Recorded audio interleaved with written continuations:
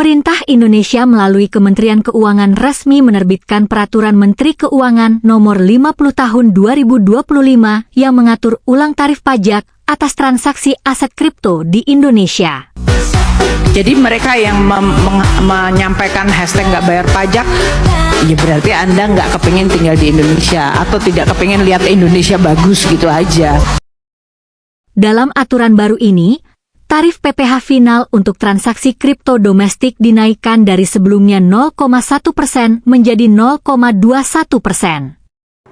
Industri aset digital di Indonesia tengah memasuki babak baru. Mulai 1 Agustus 2025, transaksi aset kripto resmi bebas PPN setelah Menteri Keuangan Sri Mulyani menerapkan Peraturan Menteri Keuangan Nomor 50 Tahun 2025. Dan kebijakan ini disambut sebagai langkah besar pemerintah dalam memperkuat daya saing pasar kripto, menyamakan aset kripto dengan instrumen surat berharga, serta mendukung perkembangan ekonomi digital di Indonesia.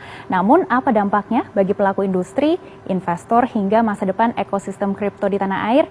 Untuk membahas hal ini sudah hadir bersama kami di studio Chairman Indodax, Oscar Darma.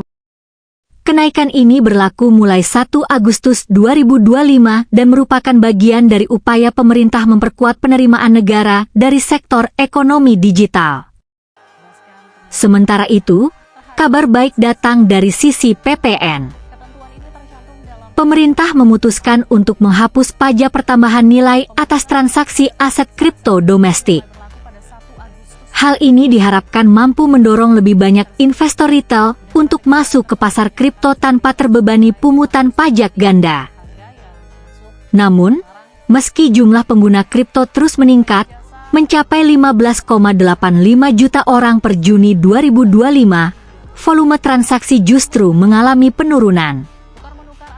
Dari yang sebelumnya tercatat 49,5 triliun rupiah pada Mei, kini menyusut menjadi hanya 32,3 triliun rupiah pada Juni 2025. Meskipun demikian, total transaksi aset kripto di semester pertama tahun ini tetap fantastis, yakni menyentuh angka 224,11 triliun rupiah.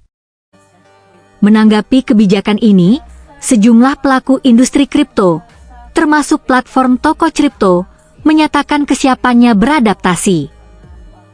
Mereka menyambut baik langkah pemerintah yang memberikan kepastian regulasi dan berharap agar tarif pajak yang proporsional bisa tetap mendorong pertumbuhan ekosistem aset digital di tanah air.